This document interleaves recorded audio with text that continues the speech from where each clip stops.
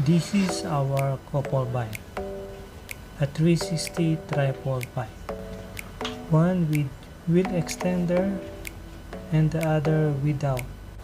You see the difference? It is very stable, but when you disengage, it is helpless.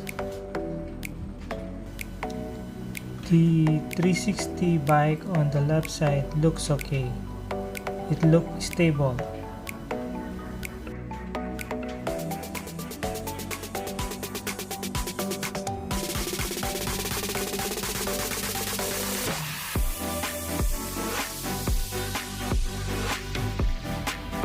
But when you put a load, 3 kg and above, see what will happen.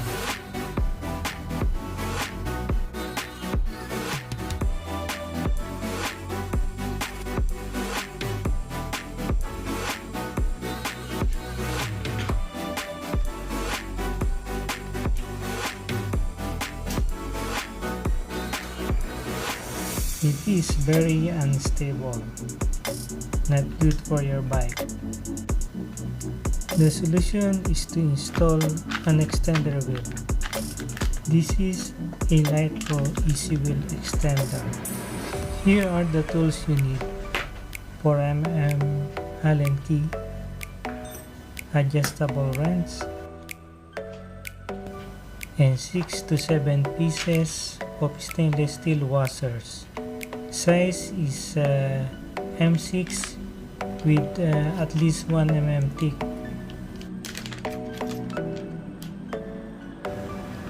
And by the way, this extender already comes with 2 conical spring lock washers and 2 normal washers. The size of the wheel extender is 117 mm, and while the space in which we are going to put this extender is only 107 millimeters, so we have to fill those gaps 5 millimeters each sides. We will need 1 conical lock washer and 3 flat washers for each side.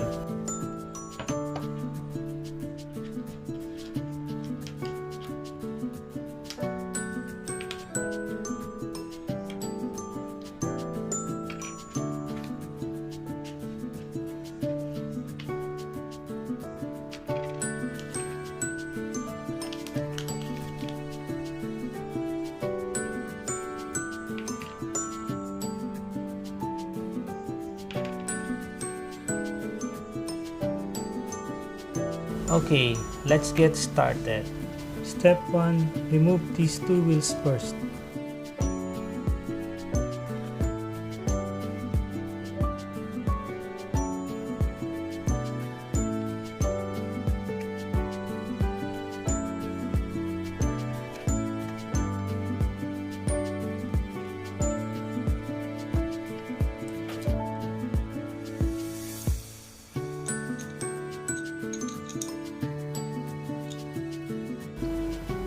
Now let's put the washers. First the conical spring washer, followed by the 3 flat washers.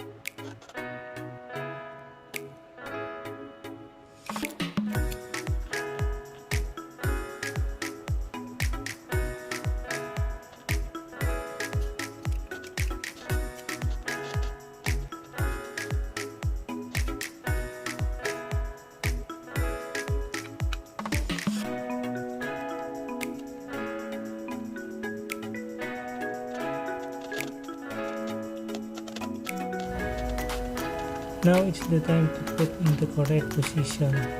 Push it upwards. Then tighten it well.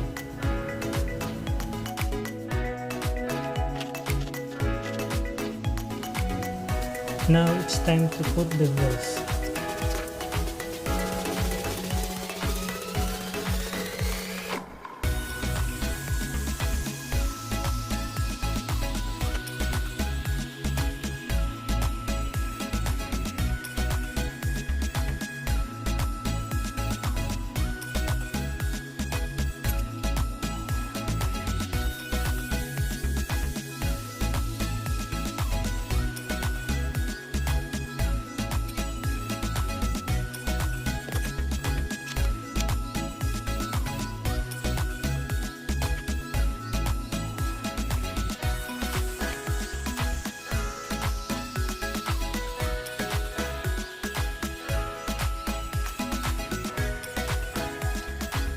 Okay, it's time to test now.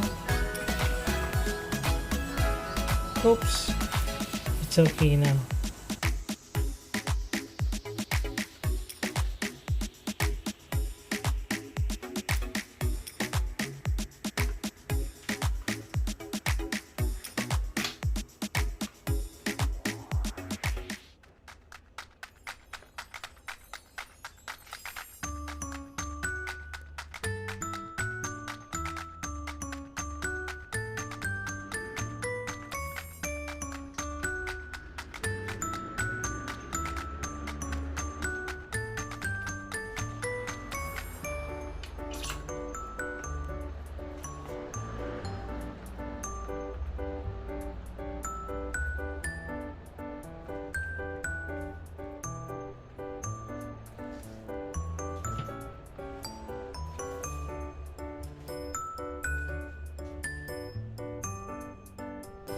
Hope this video helps.